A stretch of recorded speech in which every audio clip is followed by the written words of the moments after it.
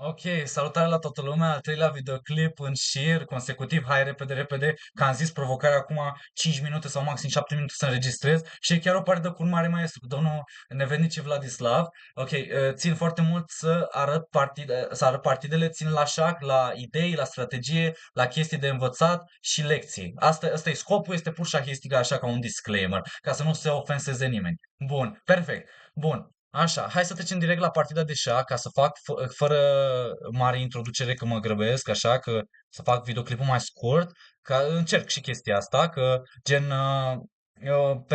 primul videoclip l-am înregistrat vreo 40 ceva de minute, al doilea 18 minute și acum asta sper maxim 7 minute. Hai, deja e aproape un minut. Mamă, ce repede trece timpul, ce repede fuge timpul, ai o grămadă de zis. Bun, deci partida asta în 2023, acum 2 ani, o să se facă 3 ani în curând, în februarie a fost jucată. Mare maestru, foarte puternic, domnul Nevennici Vladislav este cunoscut, nu are nevoie de nicio introducere, deci o să pregătim să dăm bătaie la șah clasic, are 460 și ceva de, aproximativ undeva la 460 de puncte în plus la Elo, la clasic. Sigur că în trecut mi se pare că a avut peste 2550 cu siguranță, nu știu dacă a avut și 2600. În fine, campionatul român, deci am tot respectul, toată stima de sine. Campionatul României de șah Open Sebeș, runda întâi. Mamă, ce prima rundă, greu. Hai să vedem. Eu sunt cu negru. Bun, în minut și 30 de secunde înregistrat. Hai să vedem. E4 C5 siciliana. Și-a scos calul, da? Și pion la D6 am jucat. Natural. Ca să evit orice fel de prostii cu nebun vecin și știu că moldovenii în general joacă așa și prostii în ghilimele, că sunt foarte bune la negru, la alb, bune cu nebun vecin și trebuie să știi bine cu negru ca să nu ții bătaie, mai ales strategic și pozițional. Dar mi-am luat. O să vedeți. Deci 6 Siciliana deschis și eram fericit să văd asta pe tablă. Nebun G5, cea mai tăioasă variantă. Pion la E6. Hai să vedem ce am ales. Și avem și timpii. Ia uite, am descărcat poziția. 2 minute și 21 de secunde am jucat, am consumat pentru E6. De ce? De ce? Da chiar, de ce? De ce am gândit atâta? Foarte ciudat. Pentru că E6 joc și în varianta, mai e o variantă aici. Eu am jucat pion la A6, dar mai e o variantă cu nebune E7 pe care am mai jucat-o. Scuze, nu rege de 1. Repede, repede, că 2 minute 30 am înregistrat. Hai, rocada mare și rocada mică, cred. Am jucat varianta asta. Deci, dar oricum e 6, nu știu de ce am consumat 2 minute și 21. La ce mă gândeam? Știu că Carlsen a jucat odată G6. Bine, a jucat de mai multe ori când era mai tânăr. Și chiar a câștigat și cu negru. Sau parcă a pierdut, nu mai știu. Dar nu te miri de ce pierzi când joci G6 la varianta aia. În fine, asta e Richter-Rauser. Varianta Richter-Rauser din siciliană. Siciliana clasică. Și damă de 2, A6. În trecut, sovieticii jucau. Petrosian a jucat varianta asta. Botvinnik mi se pare că a jucat cu negru. Tal a jucat-o cu albu. Cred că a jucat-o și cu negru. Mulți au jucat-o. Mi se pare că și Carlsen a jucat-o cu negru. Nebun de 7, F4 și B5. Asta era surpriza mea din cursul lui Ogulcan, cursul de teorie de deschideri, un turc, maestru internațional și e un curs în chess-base, în fine. Și da, și aici el a bătut, a simplificat, gheia la F6 mi-a făcut treaba mai ușoară, dar rege B1 este naturală, damă B6, până aici am știut totul și am jucat destul de repede. La rege B1, de exemplu, 0 secunde, a jucat instantaneu, damă B6, 2 minute și 13 secunde, hai că am înregistrat 4 minute. Bă, e greu să faci o partidă și să vorbești atâta și să analizezi. Calce la E2, foarte pragmatic, dacă vreți, a jucat. Și aici B4, m-am gândit 8 minute 51 de secunde. Nu știu dacă sunt cele mai bune mutări. Mai ai și niște idei. Nu știu ce alte idei. Eu știam că trebuie să dau atac cu bulldozer. H4, H5 am jucat. Dar nu știu dacă trebuie. Cred că A5, turn H3, A4 poate ar fi trebuit să joc. Și turn de 3. Se continuă. Se pare că domnul știa foarte bine varianta asta. M-a luat prin surprindere. Eu nu știam. Efectiv nu știam toată ideea asta, strategia asta cu H4, turn H3 și turn de 3. Și n-am știut ce să-i fac. Să vedeți cum a bătut. Efectiv. Turn C8. Am venit cu tura pe coloană semi-deschisă. M-am gândit 13 minute la asta. Incredibil. Turn de 3, 9 minute. De ce m-am gândit 13 minute? Păi regele rămâne în centru. Hai că aproape 5 minute am înregistrat. Hai că e bine, 14 mutări am pus. Regele rămâne în centru. Și bine, în general trebuie să te compătimești cu faptul că regele rămâne în centru și nu este o problemă. Dar când vezi că toate trei forțele vin peste tine și amenință E5 în multe variante, începe să-ți fie frică. Mai ales când am reușit să coordonez piesele deloc.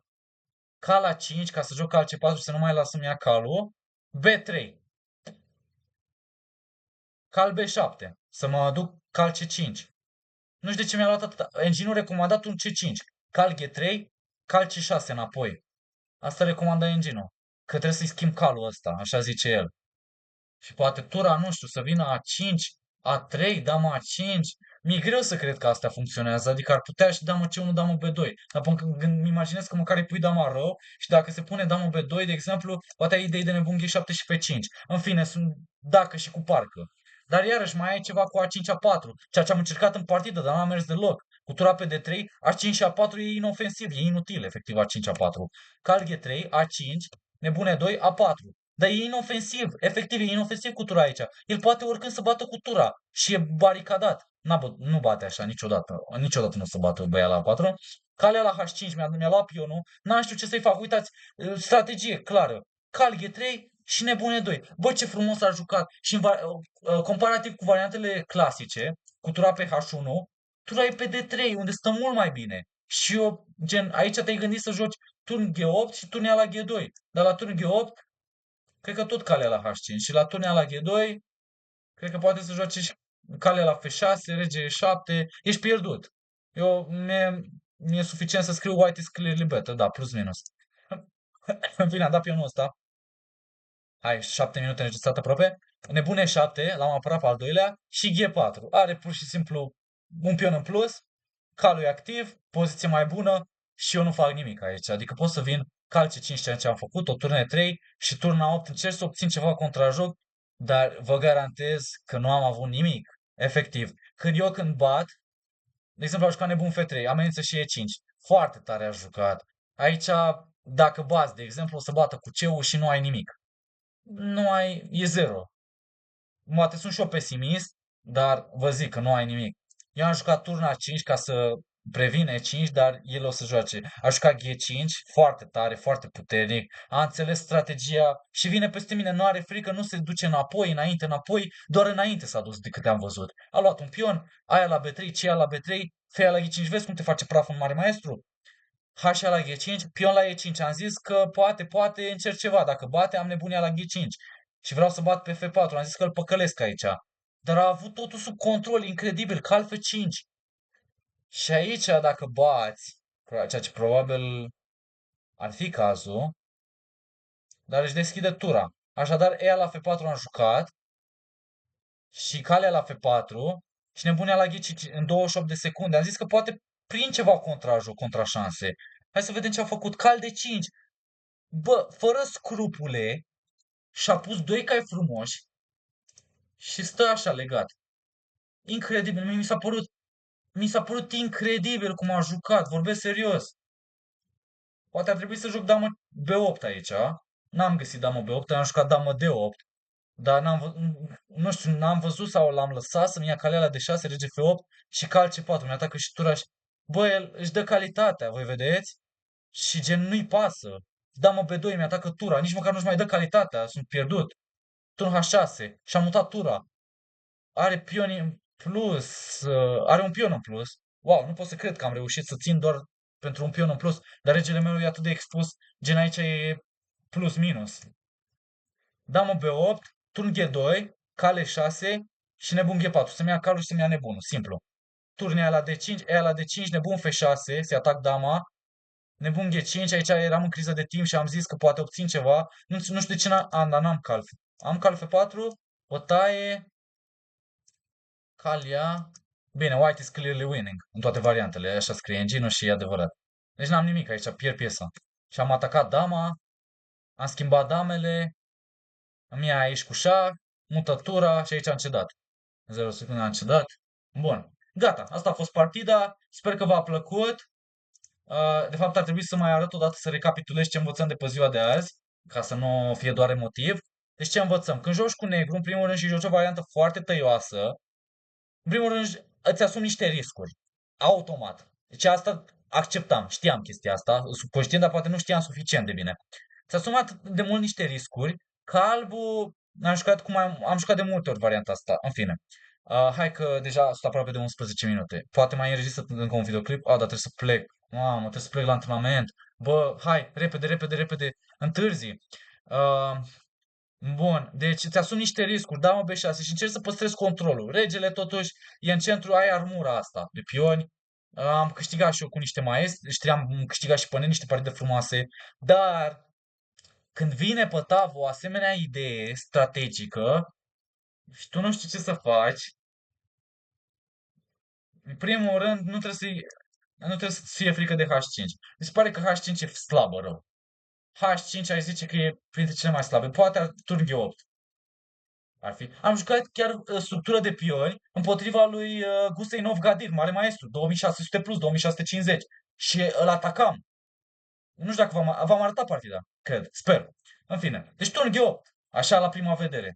Nu zic că negru stă mai bine, dar măcar păstrez controlul. H5 este, nici n-am pus aici, inexactitate pentru că spui, le opresc să vină în față, dar este cu două tăișuri pentru că pionul ăsta e slab. În fine, da, și ce mai învățăm? În primul rând că e inofensiv atacul ăsta, e extrem de inofensiv cu tura pe D3 și că cu un mare maestru nu te joci. Deci cu un mare maestru și un mare maestru nu se joacă cu tine, efectiv, asta înveți. Deci, na. Și aici trebuia să joc damă B8, dar tot sunt pierdut. Nu știu ce joacă. Își dă și calitatea. Damă B2 oricum, sau damă D4. Atunci F8, pleacă și plus minus. Da, deci ce învățăm? Învățăm că nu pierzi controlul, nu juca impulsiv, nu fi stresat, aici am pierdut controlul. Aici el are pion în plus, puteam să cedez și aici, vorbesc serios.